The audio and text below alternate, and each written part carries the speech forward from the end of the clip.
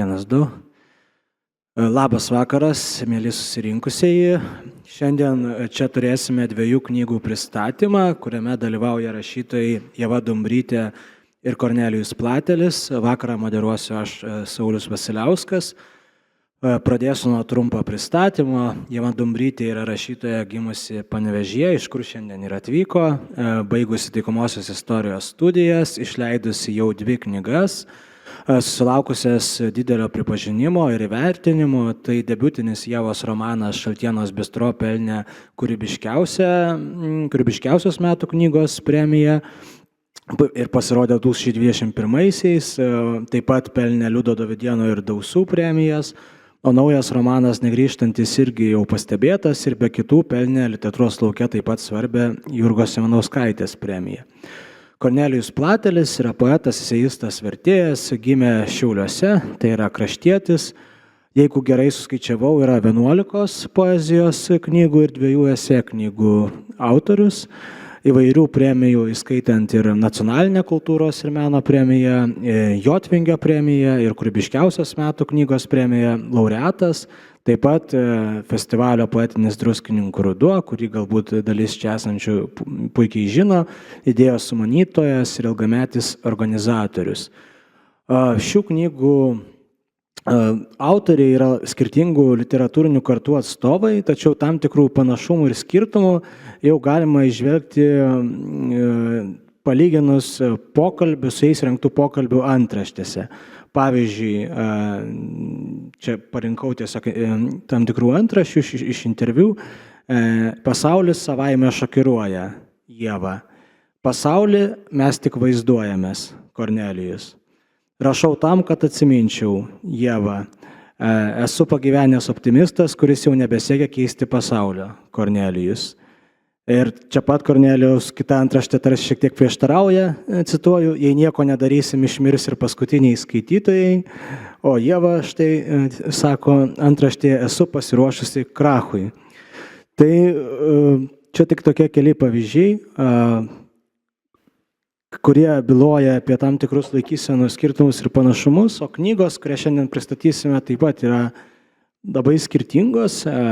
Ieva parašė romaną Negrįžtantis, Kornelijaus poezijos rinkinys vadinasi su Ferdinandu ir yra ir tematiškai, ir žanriškai, ir stilistiškai skirtingos knygos, tačiau kai rašiausi šiam renginiu, kai galvojau, kas jas vienyje, tai manau vienyje tam tikra vaizduotė, kūrybiškumas, kūrybiška laikysena, bandymas kalbėti kitaip, tam tikra distancija su to, kas rašoma, meninė distancija, gili distancija.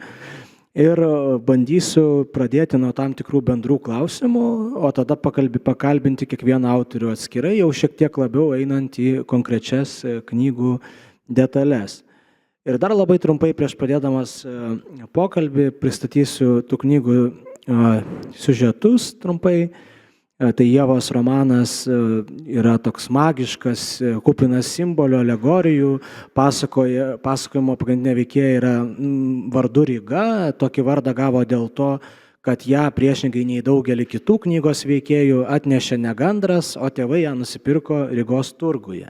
Rygai augant šeimą palieka mama, jai tenka didelis namų ūkio priežiūros krūvis, santykiai su tėvu nėra lengvi, tada Ryga ištekinama už Vaitiekos, dar vėliau dingsta jų dukra ir labai ilgai tikimasi, kad jis sugrįš ir mama taip pat yra palikusi, iškeliavusi į Mėnulį. Tai šis romanas yra toks daugiasluoksnis Rygos šeimos, santykių gimusių ir negimusių vaikų, jų mistinių savybių, įvairių tikėjimų, prietarų, kaimo aplinkos istorija, papasakota labai autentiškų stiliumi. O Kornelijaus poezijos rinkinys įvardytas kaip eilėraščių dėlionė, išsiskiria iš kitų poeto knygų, jos eilėraščius vienyje personažai Ferdinandai, tarsi 3 Ferdinandai, tarpusavėje diskutuojantis įvairiomis ir buitinėmis, ir egzistencinėmis, ir politinėmis temomis.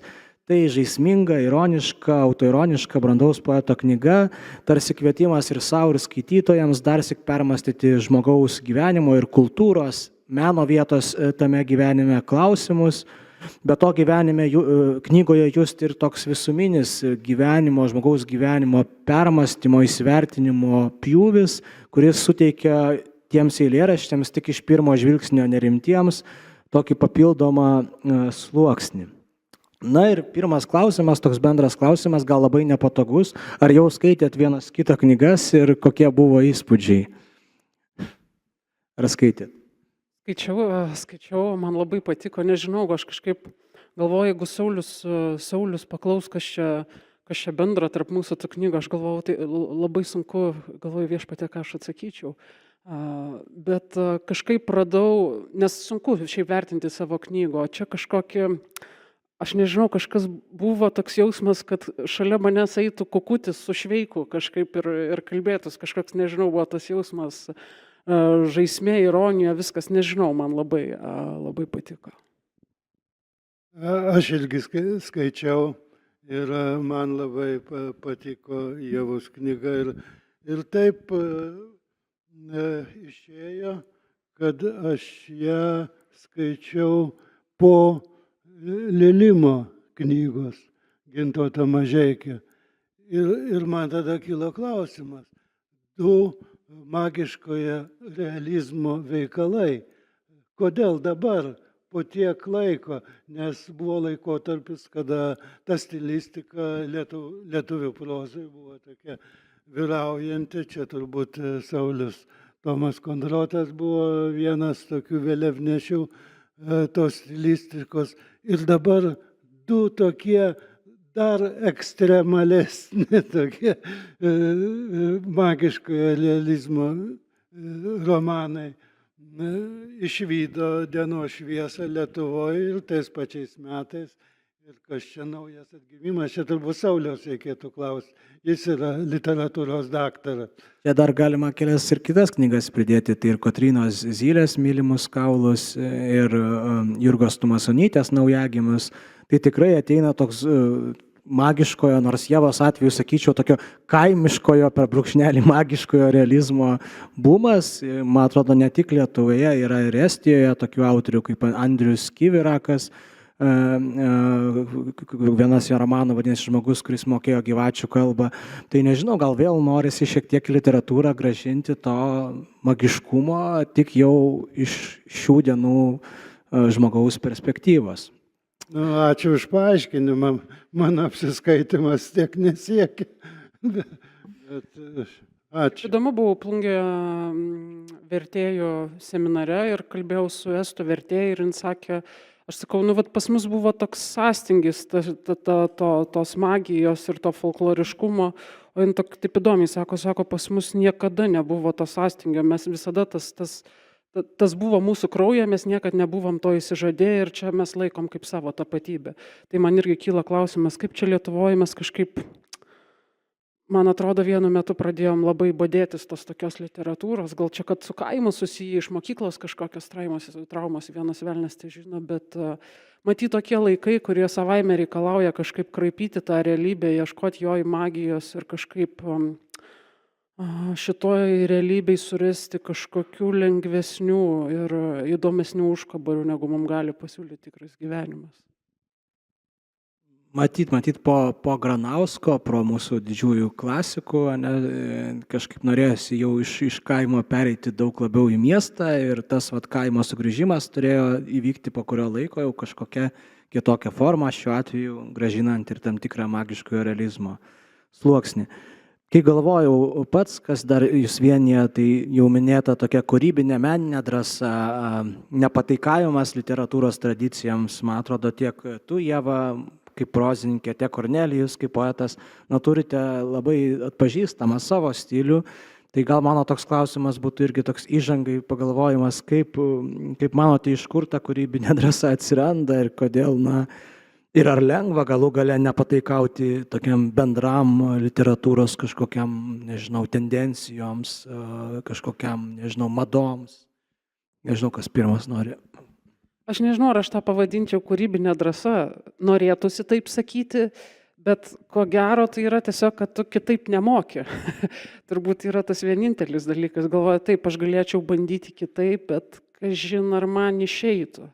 Tai aš tiesiog darau, kaip man išeina, kas eina iš manęs ir taip čia gali pasirodyti, kad labai drąsu. Šiaip, kai tu įrašai, tu visai kitaip įsivaizduoji tą kūrinį, dėl to apie jį sunku kalbėti, nes jis kai išeina, tu pamatai, kad jį žmonės mato visai kitaip ir tai, kai tu rašai, ten tau netrodo nei šlikštu, nei ką, po to žmonės sako, Dieve, kaip šlikštu, ten vos nevėmiau, nesąmonė, arba ten tu rašai ir tau atrodo labai rimta ir po to sako, kad ten labai juokinga, aš galvoju, tai įdomu, tas yra kažkoks pasaulio suvokimo disbalansas ir tu, jeigu kažkam atrodo drąsu, tai tau kartais visai netrodo nei drąsu, nei čia juokinga, nei čia kas, tai daug kas yra, knyga skaitytojo akise pavirsta visai kitokia ir štai išeina tavo žodžiai, sakai, kodėl drąsu, nežinau, tiesiog taip rašai kaip yra. Kaip yra. Iš tikrųjų, aš irgi nesijaučiu, nei kad kažką drąsaus darau, nei kad kažkam pataikauju, tiesiog rašau, kaip man atrodo, kaip man susidėsto tas eilėraštis, ypač jo prasmė, kai jis yra prasmingas, tai man visiškai nesvarbu, kaip ten kas jį priims. Svarbiausiai, kad aš jį priimčiau aš pats, nes aš jį turiu ne tik parašyti, bet ir pataisyti, apdailinti, viską pasiūlyti, kam nors spausdinti. Tai kito patarėjo mes paprasčiausiai neturim, nei Ieva, nei aš. Patys turim. Iš tikrųjų, baisiausiai tik savo pačiam, čia yra turbūt sudėtingiausia. O jeigu paklausčiau, kokias emocijas jums kelia rašymas? Ar jaučiatės, pavyzdžiui, laimingi rašytojai? Ar yra laimės? Ar tik kančia rašymas? Na, aš nekartą jau esu sakęs, kad jeigu tau rašymas yra kančia, tai gal reikėtų imtis ko nors kitą darbą. Man tai rašymas yra malonumas. Na, žinoma, kartais jeigu nieko neišeina, galbūt, bet kai nieko neišeina, kai aš neturiu vizijos prieš akis, ką rašysiu, tai tada ir nesiimu to dalyko. Tai man rašymas yra visgi susijęs su malonumu ir kartais mano paties eilėraščiai, nors visi sako, kad jie yra bejausmiai, kad jie yra išgalvoti, kad ten nieko gero nėra, mane jie sujaudina kartais. Man tai aš nežinau, kaip kokioj įstringoj meliai, man labai visko yra rašyme ir kančios, ir disciplinos, ir meilės, ir aistros, visko. Sunkiausia yra tas disciplinos laikymasis, iš kurio ir gimsta dažnai ta kančia, kad tu turi atidėti tam tikrus dalykus, jeigu dar ypatingai dirbi darbą, aš dirbu, tai tas toks, iš to gimsta kančia, kad tu turi, aš turiu rinktis arba tą ir aš pasirenku rašymą. Kai rašosi, tai rašyti nuostabu, bet kai nesirašo, tada prasideda vargai. Dirbi darbą, tai rašymas nėra darbas. Aš nežinau, rašymas turbūt yra darbas, kaip Kunčius interviu sakė, kad jis atsikelia, be saiko rūko ir tada 8 valandas rašo. Aš galvoju, aš protėčiau, aš nežinau, čia yra jau kažkas sunkiau. Nuo rūkimo išprotėti. Na ir nuo to turbūt. Na, aš neįsivaizduoju, 8 valandas šiaip dirbti ir rašyti, aš manau, tai yra nesulyginama. Čia išprotėti labai greit galima, atrodo, jeigu rašytum 8 valandas per dieną. Aš per visą gyvenimą tik tai 3 metus buvau tuo freelanceriu vadinamu, tai visą laiką dirbau ką nors. Su rašymu, ta prasme? Ne.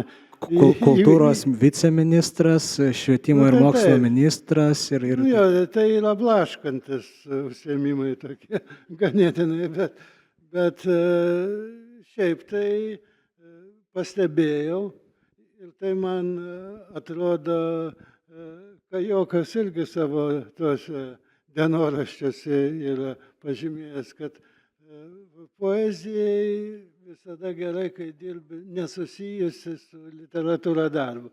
Jeigu darbas susijęs, yra blogai.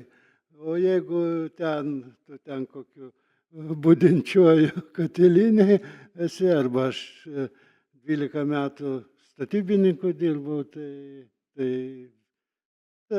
tas yra labai gerai. 8 valandas galima rašyti poeziją? Ne, 8 valandas tai pusvalandį galima, valandą gal galima. O statybose rašydavot poeziją? Taip, rašydavau ir dar kaip, statybose aš turėdavau griežtą grafiką. 11 valandą išeidavau iš objekto, uždarydavau vartelius, viską pamiršdavau. Ir paskui dirbdavau iki 2 ir paskui dar papietaudavau ir 3 grįždavau į objektą. Aš buvau ten darbų vykdytojai.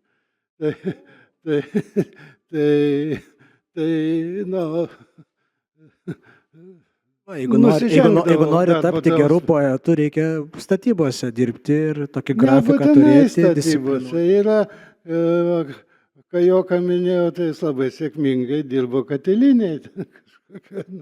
Šlipikas, man atrodo, grąžtų gamyklai. Jo. Kas tik nėra buvę, ar tai Sargų, ar dar kažko. Ernestas Noreika poetas yra aukštalipys, plauna langus labai aukštai. Veiknys, iš aukšto, lentpjūviai dirba. Kur gimsta tikra poezija. Bet Veiknys kažkada pasakojo, kad po to, kai jis aprašė kažkokį ten darbuotoją iš lentpjūvės, tas darbuotojas jį pasigavo ir, žodžiu, į galvą gavo.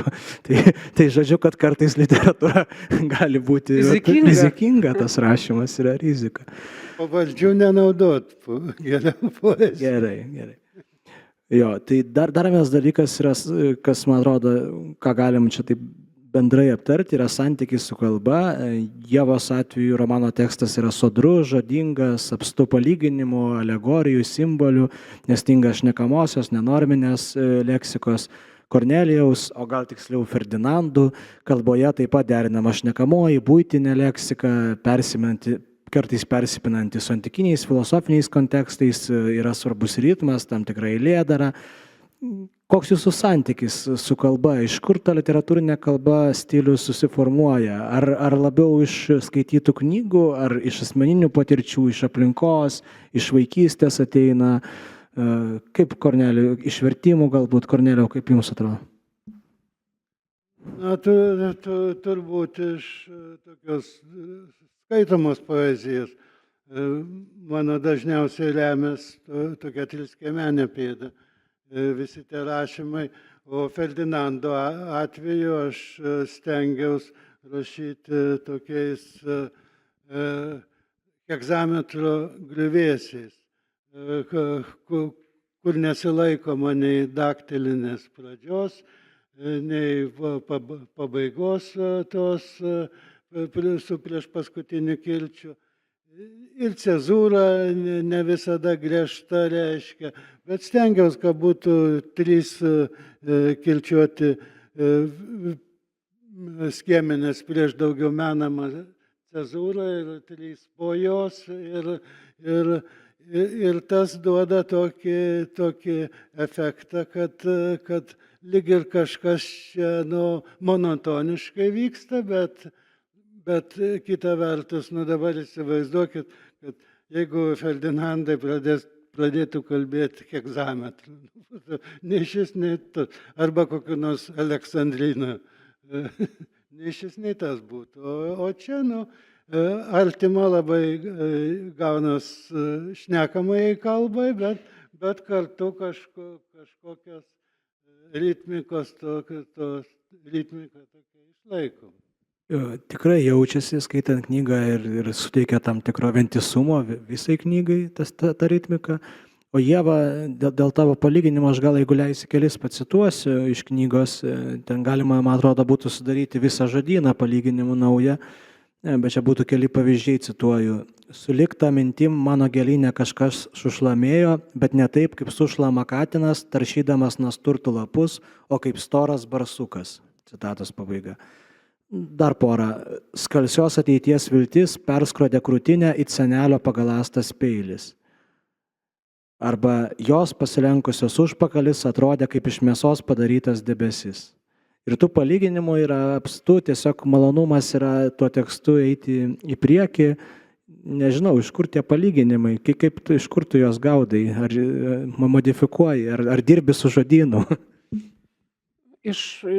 Paprastai iš šeimos, iš vaikystės, iš žmonių, kurie aplink supa tave, nes kažkur esu minėjus, kad kai tu gyveni ir tavo pasaulyje yra labai skirtingi žmonės, vyksta labai skirtingi dalykai, tu būdamas vaikas, man atrodo, kiekvienas susikuria savo kažkokius tam tikrus mechanizmus, kurie padėtų jam gyventi ir suprasti tą pasaulį. Aš manau, tai tam vaizduotė ir skirta žmogui, kad jis galėtų kažkaip lengviau doroti su pasauliu. Tai tarkim, mano mama lietuvių kalbos mokytoja, ten mėgdavo kalbėti apie Maironį ir verkti žiūrinti klonius, o tėtis tuo tarpu atjojo su žirgu, su replėmis, išsirauna dantis ir tu galvoji, taip, čia yra toks pasaulis ir aš dabar turiu kažkaip jį sujungti ir jį suprasti. Ir kaip bebūtų, man atrodo, viskas daugiausiai ateina iš šeimos. Ir tada gimsta tie palyginimai, kažkokie bandymai suprasti, kažkokie dėliojimai, kažkokios asociacijos, kol galiausiai tu stebėdamas žmonės pradedi taip jungti visą pasaulį, viskas, kas vyksta aplinkui. Ir ieškoti sąsajų. Ir tu galiausiai tu savo pasiaiškini tą pasaulį, o galiausiai, kaip ir sakiau, rašai taip, kaip tau išeina, taip pagal tuos mechanizmus, kuriuos esi susikūręs. Minėjai vaikystę, ar tu augai Panevėžyje, Kornelijau, jūs augote čia Šiauliuose, kiek tos vaikystės patirtis ateina, ataidi kažkaip į kūrybą, ar jos svarbios? Na, aš manau, svarbios. Tai ta vieta, kur tu gimėjai ir augai, tai visada liks svarbi, nes joj pradėjo formuotis tavo kalba. Toj vietoj, tos vietos daiktai buvo įvardyti žodžiais ir išreikšti kažkokia kalba ir tos patirtis yra esminės. Ir kai aš skaitau, pavyzdžiui, Ievos knygą, aš jeigu galvoju apie kaimą, tai aš prisimenu kaimą Joniškio rajone, čia 8 kilometrai Šiaulių pusė nuo Joniškio ir tame kaime mano vasaros prabėgdavo ir tame kaime visa ta kaimiška aplinka susiformavo, nes aš kitaip nelabai suprasčiau, ką čia Ieva rašo. Tokia buitis. Aš dar norėjau pasakyti, čia ir mugės turbūt ir tokiam aprašyme mūsų čia to susitikimo buvo, kad čia apie vaizduotę, kad čia aš manau, kad vis dėlto vaizduotės produktai nėra tokia literatūros, na, ne tai, kad kompetencija, bet literatūra neturi prekiauti vaizduotės produktai. Ir aš nepasakyčiau, kad ta vaizduotė kaip tokia yra svarbi Ievos knygai, kad ji yra tie dalykai, ką mes vadinam vaizduotė, dažnai labai nueina giliai į pasąmonę ir ten bando graibyti kaip tuos agurkus kartu su tuo užrauktu gemalu, nes vyras to neparašytų. Nu jo, vyrui tik agurkus graibėt. Agurkai taip, jeigu gerai užraukti. Gerai, gal pereikime dabar šiek tiek jau prie pačių knygų ir Kornelijui leidus pradėkime nuo Ievos ir aš galvoju, gal dabar būtų metas kažkokią ištrauką išgirsti ir galėtum paskaityti.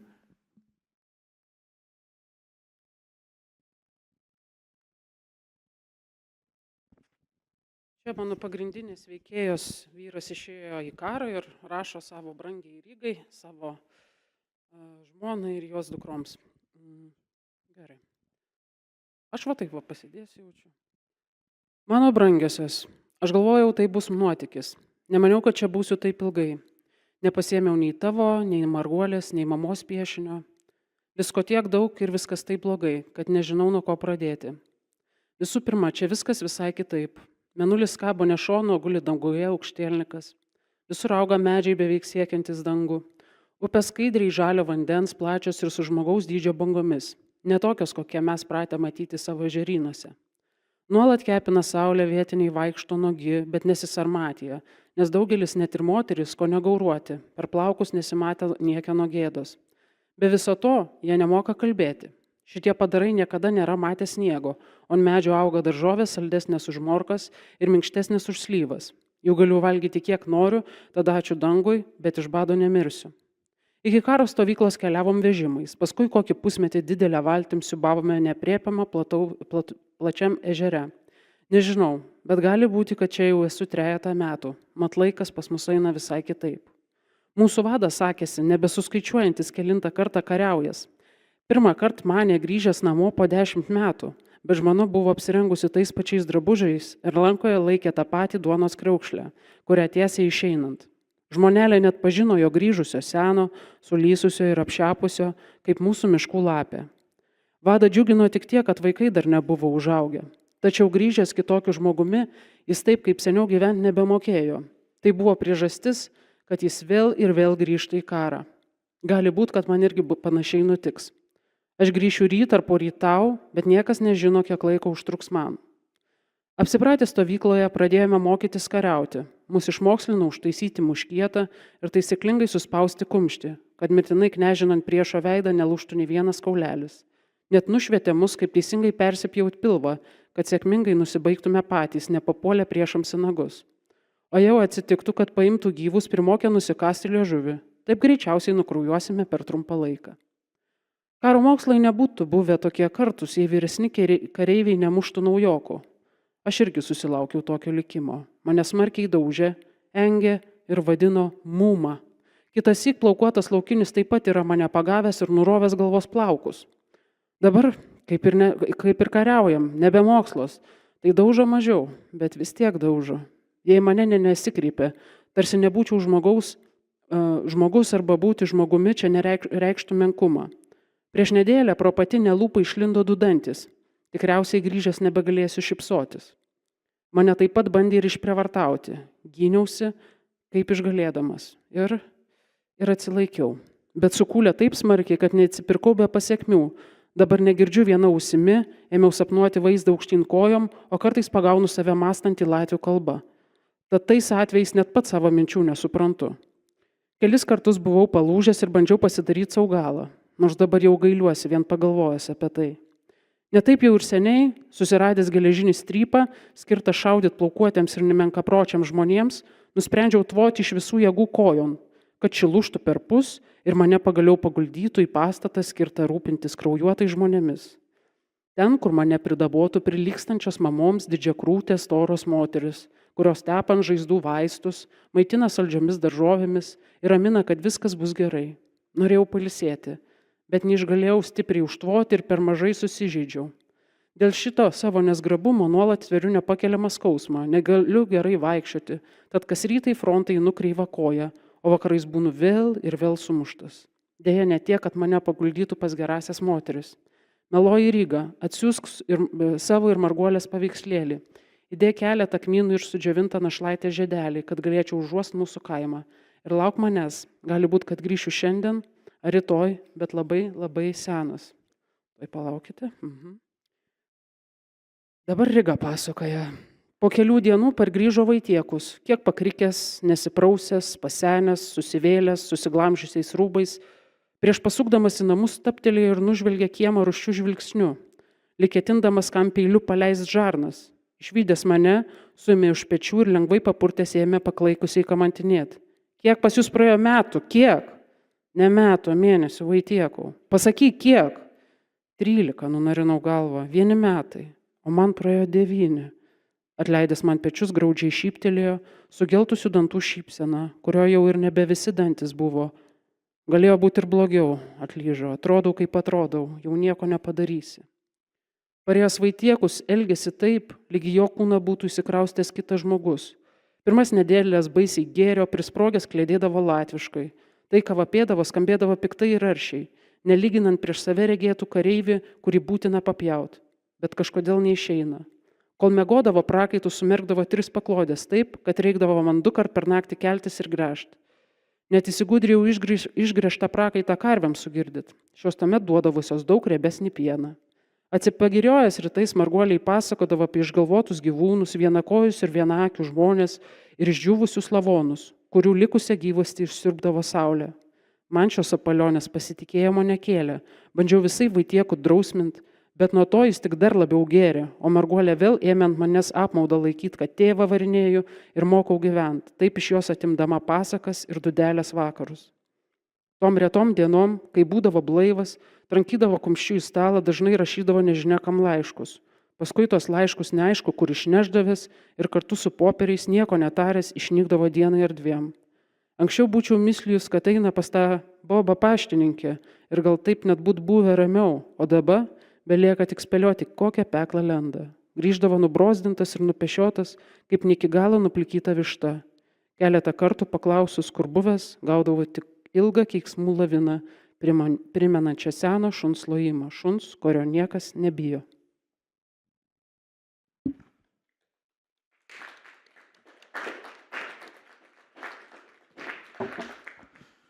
Ačiū Ievai. Romanas vadinasi Negrįžtantis. Romane yra mama, kuri dingsta, negrįžta. Vėliau pagrindinės personažės mama, vėliau jos dukra Marguolė irgi dingsta, jos ieškoma, ilgimasi. Ar galima sakyti, kad romanas bent iš dalies yra apie ilgesį arba apie mūsų bandymus susidoroti su tuo, ko netenkame, ieškoti naujo santykio su praeitimi? Apskritai aš manau, kad tai yra ir apie žmonės, ir apie laikus, nes visada mes gerai paminėjai apie tą ilgesį, bet ne tik žmogaus ilgesį, bet ir apie laikotarpį ilgesį, apie vaikystės ilgesį, apie atsiminimų, jausenų, tas viskas, kas negrįžta, ne tik laikotarpį, bet laikai. Aš kartais, pavyzdžiui, ilgiuosi tų laikų, kurių niekada nesu gyvenusi, nežinau, ten kokio tarpukario. Kartais tu nepažįsti dalykų, bet jų ilgiesi. Tai man, ir aš kažkaip vis jaučiu, kuo toliau gyvenu, turbūt į senatvę visai jau nupušiu ir man atrodo, kad mes pastoviai, dabar yra tas gyvenk dabartimi, gyvenk šią akimirką, bet aš jaučiu, kad aplink mane viskas pulsuoja praeitimi, žmonėmis, kurių nebėra, protėviais, nežinau, kažkokia tradicija. Ir aš suprantu, kad aš esu pilna to. Aš negaliu taip savo imti ir gyventi dabartimi, lyg niekur nieko nebūtų buvę. Aš kartais net jaučiu, kad su manim tarsi viskas kontaktuoja. Tai tas negrįžtantis, tai nėra kažkokia neigiama konotacija, sakyčiau. Man atrodo, kad mes tik turtingesni nuo tų visų negrįžimų ir praėjusių dalykų, ir kažkuria prasme jie yra būsimi dalykai, ir tas norėjosi apie tai labai kalbėti. Ir ar tai apie ilgesį konkrečiai sunku pasakyti, bet gali būti, kad taip.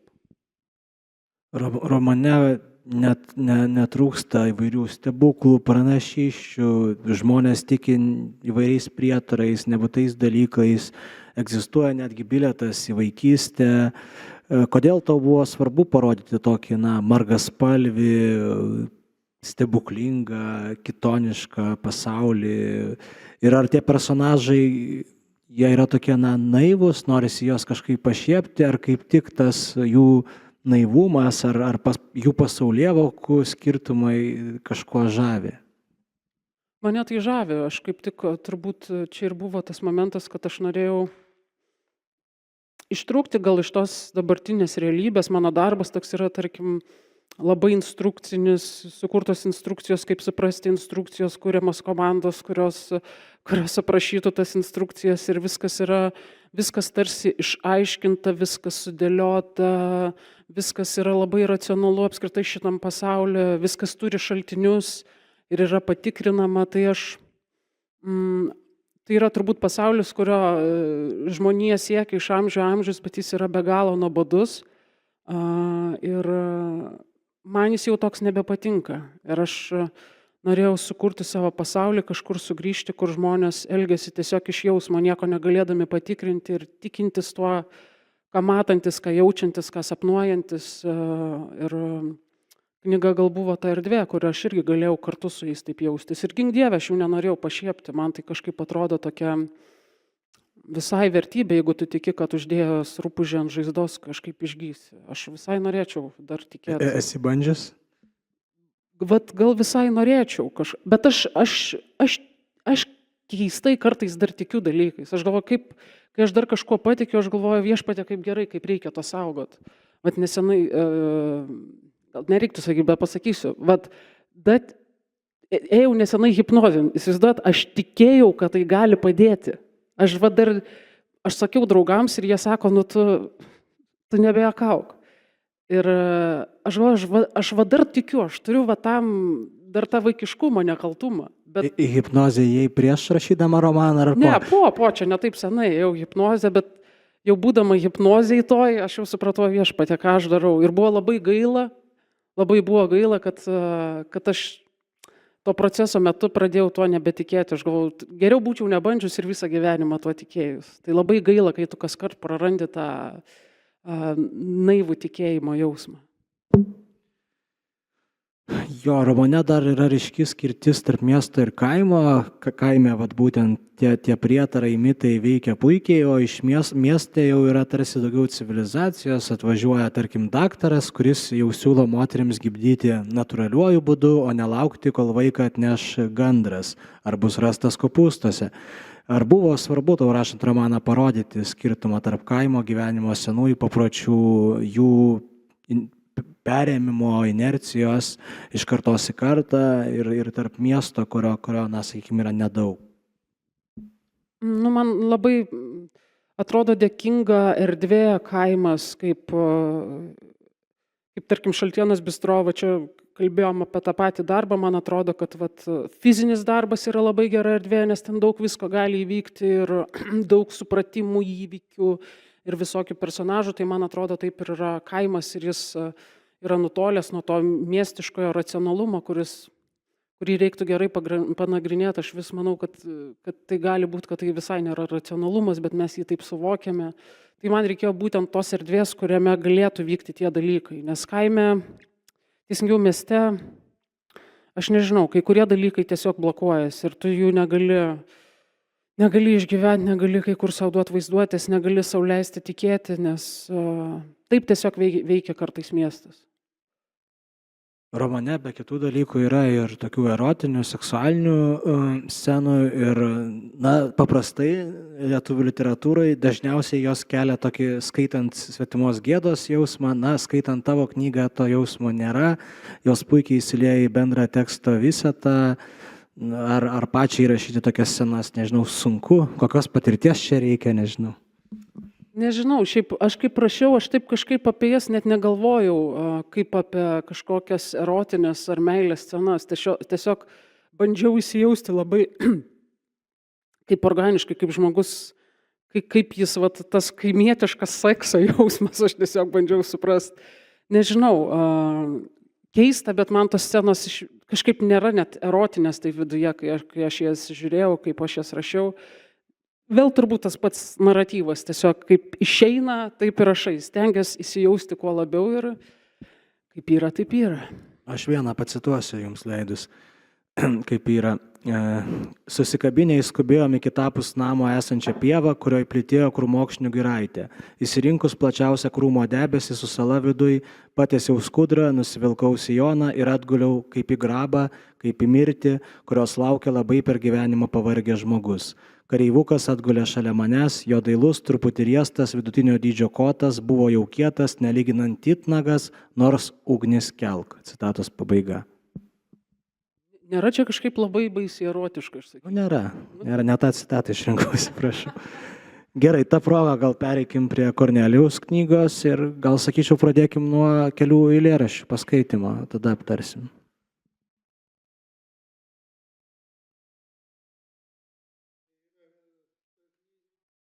Mikrofonas.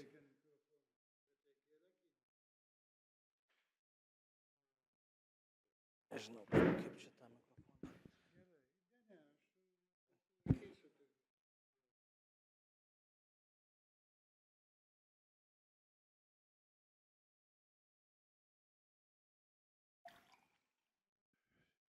Čia Ferdinandai kalbasi apie įvairiausius dalykus ir kartais jie kalbas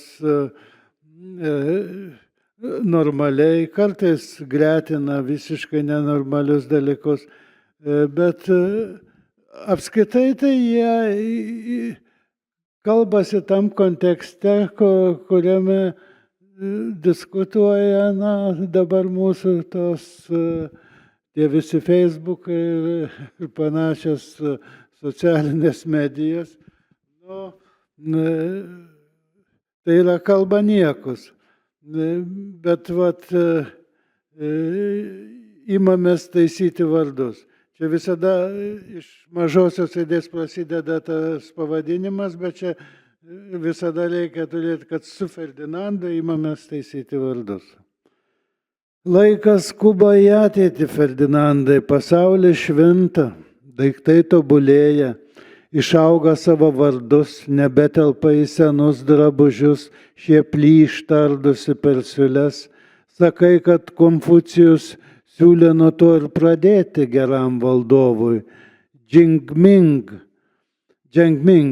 paskui Mozi mokytinė vėl jos taisė. Būtent visi valdovai turėtų pradėti nuo iškabų.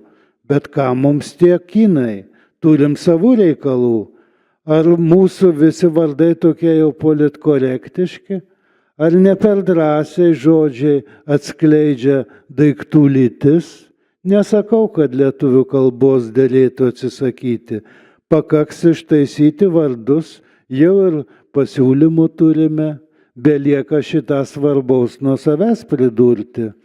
Negi praleisime progą pažodinti motiną gamtą. Ir nebūtina deginti knygų. Turbūt jau regi imperatoriaus Qin Shi Huangdi furgoną tarpe dviejų pašvinkusios žuvies vežimų. Palik tos kinus ramybei. Knygas jų galima perdirbti ir pasigaminti popieriaus, tualetinio arba kartono pakuoti prekiams, aprengti daiktams, ištaisytais vardais, naujoviškiams. Čia tas Qin Shi Huangdi imperatorius, kuris suvienijo tas Kinijos mažasias karalystės ir kuris tą paskui terakotinę armiją užkasė, o pats pasilaidojo gyvsidabrį. Čia kinrašau sukų, nes mūsų enciklopedija ir tą vardą duoda, nes nerašysi Čin arba Šin, nesakom Šinija arba Činija. Tai va, o vardus taisyti iniciatyva čia buvo išėjusi iš mūsų Vilniaus universiteto, čia ne per seniausiai, tai mane ir įkvėpė parašyti tokį eilėraštį. O šiaip yra tokių ir poezijos tokia tematika praeina per tos Ferdinandus prasikošę. Pavyzdžiui, žvelgiame į du kėkštus už lango. Matai, Ferdinandai, tos kėkštus sode už lango. Vienas nuo medžio saugo, kitas kažką lesioja. Žoliai, besniegė žema, -1, visai kaip mudu. Vaizdas ne ypač, bet regis ganėtinai lyriškas. Nors vienas kitam vaidinam gamtos stebėtojus, o gal ir tie kėkštais mumis apsimeta lango stikle atsispindinčiais. Vienas saugo, kitas kažką rašinėja. Tarp kėkšto alkis, tarp mudviejų lyrika, bet nieko tikrai nežinome. Lyrikams ir nereikia ką nors žinoti, tik jausti, svajoti ir širkšti kaip kėkštams. Nenori? Tau tai netrodo rimta nei solidu, tai imkis eiliuoti istorijas, himnus ir panegirikas, imkis amato, bet aš žinok nebesaugosiu.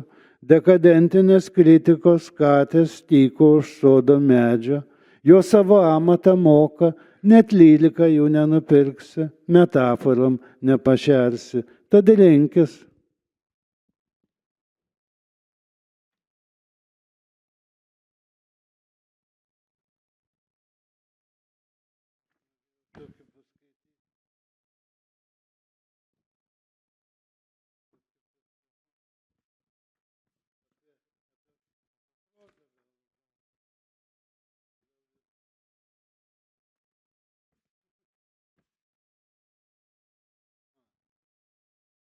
Kratomės atsakomybės. Manau, supranti, Ferdinandai, kad mes negalime prisimti atsakomybės už vienas kito ištarmes. Sakai, ne vieni mes tokie, ar nepanašių tikslų, spektakliuose staiposi lėlės, herojai reiškiasi lyrikoje, veikėjai siaučia romanuose, gal tik išskyrus meilės, ten viskas tikra, kad užburiančią fleitą mus išvestų iš miesto tikrovės vaizduotės, kuri tiesiog kartais užknisa. Gal tu teisus, mes visi nugrimzdę tame ir neverta. Taip kelti klausimą, bent jau viešai, bet savo draugijoje. Elkime sąžiningai, tad stenkimės nepalikti prielaidų kristi šešėlį, išjungti bet kokią šviesą, išžudyti personažus, siužetus, pasilikti tik teiginius, žeriamus į akis tamsoje. Klausia, ar kad atsakomybę perkeltume apšvietėjams, žiūrovams. Ne, juk nenorim jos versti kitiems. Tik tai neatsakom už teiginius, nes nesam kokie politikai ar bent viešieji asmenys. O ir neteigiame nieko, tik plėšiam ne savo dainas, kuo garsiau ir plačiau, kad perrėktume diskusijas. Pažvelk, kiek subjektų aplinkui skelbėsi atsakingai. O mes, nuduodantis, tartum iš viso nebūtume. Ką mums brautis tarp jų?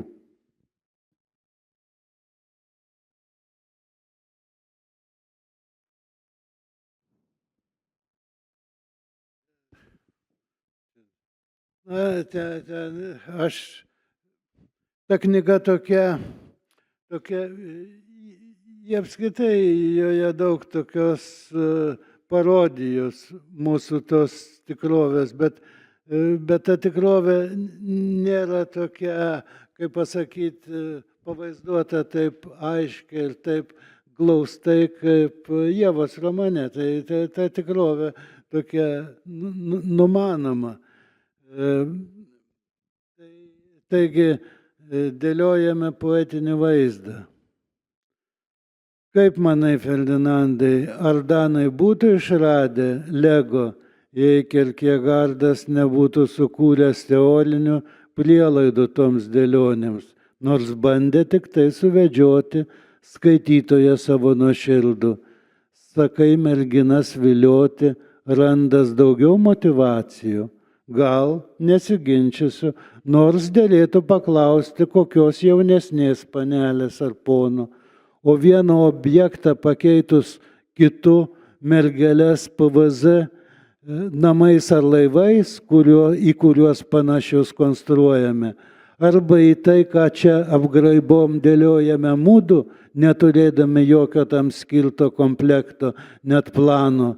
Tas vos įžiūrimas veidas dažnai pasirodo netyčia, principas nesikeičia, panašumai iš lėto ryškėja, metonimijos skleidžiasi tartum žiedų taurelės, o tos plastikinės detalės dažniausiai tvarkingai sugula į namą ar laivą, o jei už jų mergina ar dėlioklis, vis tiek priklauso nuo rinkinio.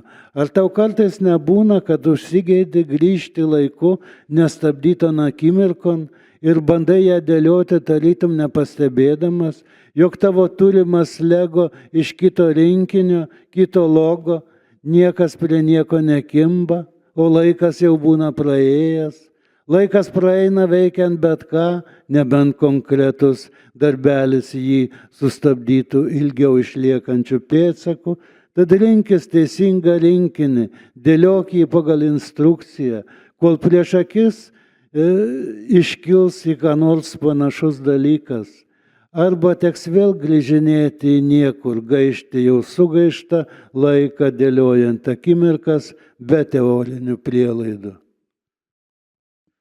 Ačiū, Kornelijau.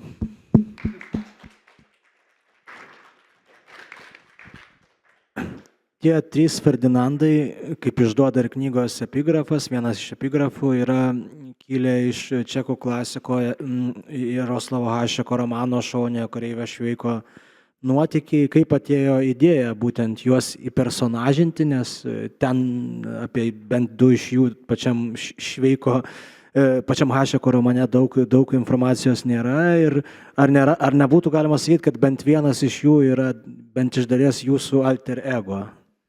Na, ne, pirmiausia, šio knygoje yra daug tokių pokalbių su savo amžinatilsiu tėvu. Tėvui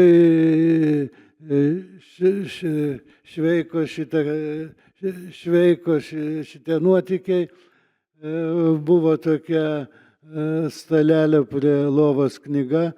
Ir jo draugui taip pat, tuometiniam Šiaulių dviračių gamyklos vyrinžinieriui Audriui Petrauskui. Tai jie tiesiog susitikę kalbėdavos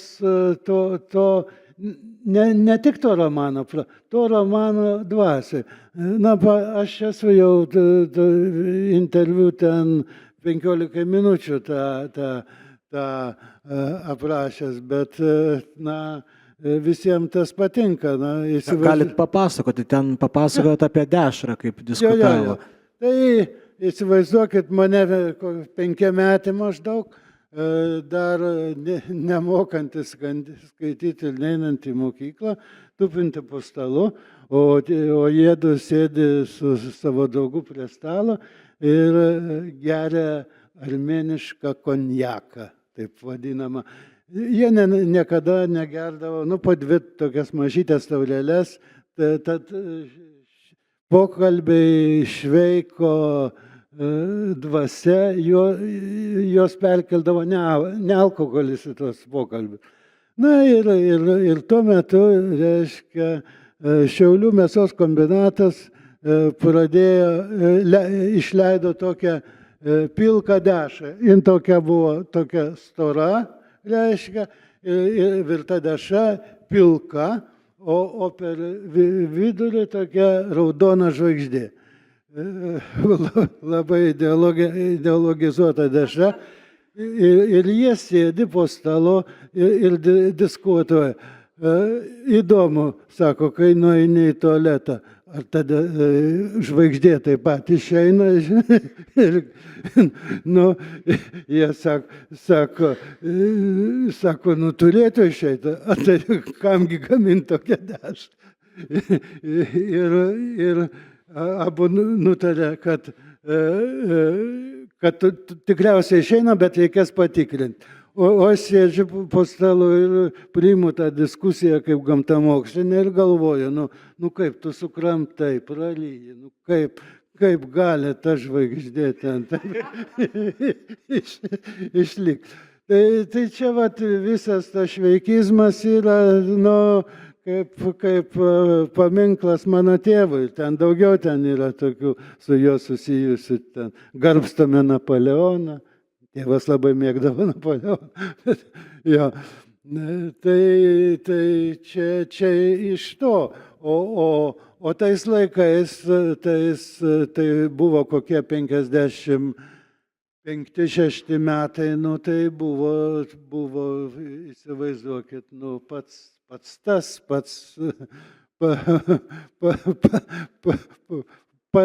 tas laikas kalbėti Šveiko knygos dvasia. Tokių knygų, poezijos knygų, kur veikia koks nors personažas ar keli personažai, būta istoriškai nemažai. Čia, aišku, pirmiausia, Marcelijaus Martinaičio Kukučio baladės, kuriuose pasaulis stebi ir vertina Kukutis, ar lenkų poezijos klasikos Zbignevo Herberto rinkinys Ponas Kogito, buvo ir ne taip senai, kelių metų literatūros istorija Mindaugo Valiuko, tokia knyga Mokytojas mirti ir kitos poemos, kur veikia toks Dausprungas.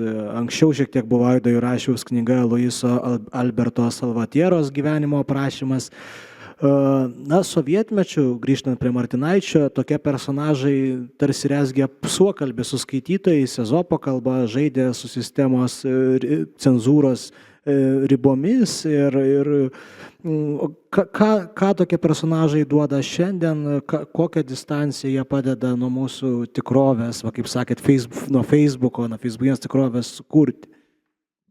Nu, aš gal negražiai čia pasakysiu, bet mūsų tikrovę geriausiai ir galėtų ir gali aptarti, aš manau, yra tokia marga ir ne visada tokia, kaip pasakyti, rimtai traktuotina.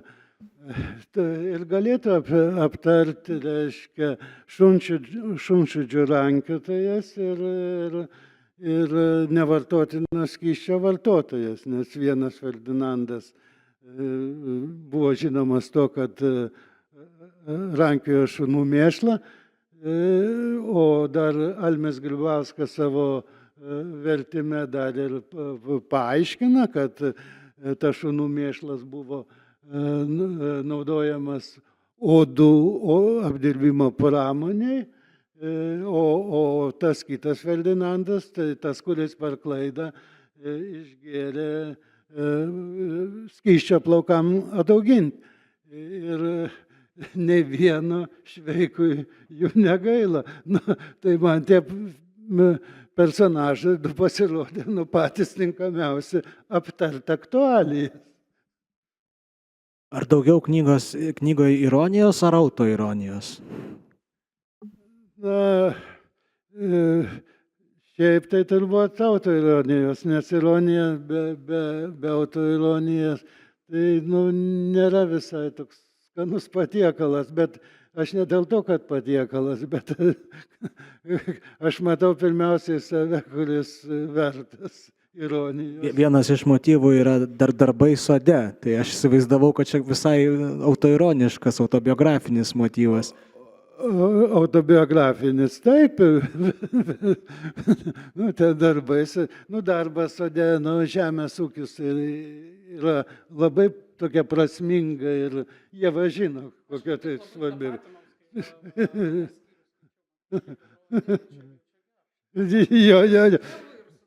Ir ten su gnostikais. O knygos žanras, požanris pavadintas eilėraščių dėlionė. Kodėl dėlionė? Ne koks nors, nežinau, dialektinis disputas, kaip vienas Ferdinandas. Tai dėlionė, tai čia kaip Lego, arba kaip tie, kaip dėlionės tos, kur paveiksliuką sudėlioju.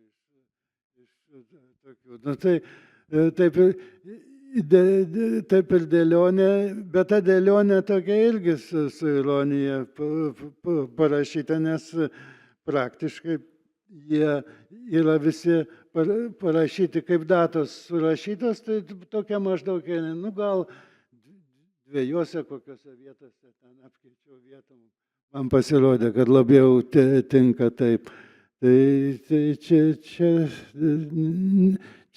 ir iš viso čia, pavyzdžiui, klausiu ir dailininkų, ką jums primena tas viršelis. Tai čiagi yra Atėnų mokykla, Rafaelio Preska, reiškia, Vatikano muziejai. Tik tai veikėjai, ne Sokratas su Platonu, o du Ferdinandai. Čia nupiešė mano anūkėlė. Ir tie Ferdinandai yra panašus į mane, bet aš jokių būdų neprašiau. Koks senelis anūkėlės prašys, kad pieštų iš save panašius Ferdinandus, bet čia jos idėja buvo. Jo, čia iliustracijos knygoje yra puikios Agotos Platelytės sukurtos ir labai, man atrodo, sąveikoje su tais tekstais. Aš tos Ferdinandus ir mačiau tokius mažus platelius. Jo, bet čia šito aš jos neprašiau ir nebūčiau drįsęs prašyti, kad taip padaryti. Tai va, tai čia viskas ir pradedant viršeliu ir baigiant va tais parašymais 4 viršelį, nu viskas yra taip,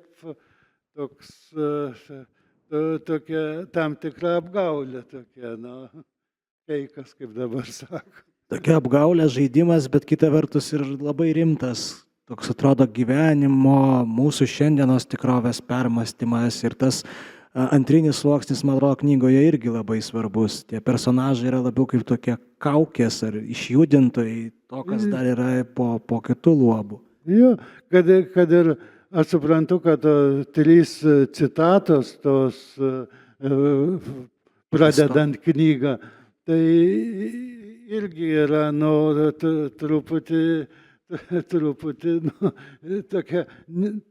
truputį beskonybė tokia. Iš vienos pusės, bet iš kitos čia knyga apie Ferdinandus. Ir, sakykime, ten ta citata Aristotelio, ji yra labai aktuali ir šiandien. Iš tikrųjų, Aristotelis poetam parodo vietą. Himnai ir panegirikos. Ir nelyskit ten kokios nors rimtesnius apmąstymus. Dainuokit.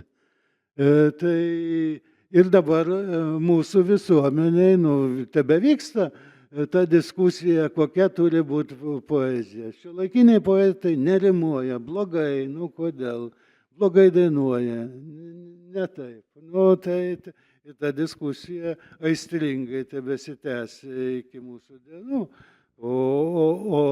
O ten Platono ta citata iš valstybės, tai irgi nėra, ne dėl to, kad jis ten siūlo menininkus arba valyti iš tos valstybės, arba dirbti taip, kaip jiem reikia. Bet čia ne dėl to aš tą vis įdėjau, o dėl to, kad galbūt mes tos graikų kalbos nemokam tiek gerai, kad galėtume pagauti subtilę ironiją. Gal čia jis šaiposi. Aš taip įtariu. Nes jeigu visą tą priimti rimtai, tai ta citata labai su Šveiko citata susisiekia, nes ta valstybė tada tampa tokia lenininė, stalinistinė, maocedūniška, pagal jos aprašymą Platono ir sunku patikėti, kai jis tai rimtai ten kalba. Na taip, bet gal palikim tai skaitytojams, dar tikrai turbūt ne visi skaitė ir yra 3 epigrafai knygos, kuriuos čia bandė Kornelijus dabar aptarti. Manau, kad laikas mūsų jau eina į pabaigą, tai visada pabaigoje duodame žodį auditorijai. Galbūt kilo kokių klausimų, ar norite kažką, nežinau, pasakyti vienam ar abiems autoriams, pakritikuoti moderatorių ar dar kažką. Tai galima drąsiai tai padaryti dabar, jeigu yra klausimų. Yra vienas, matau, tai paduosiu jums mikrofoną toj. Labas vakaras. Aš norėčiau paklausti gerbiamą Kornelijaus ir paklausti ne tik kaip poeto, bet ir kaip vertėjo.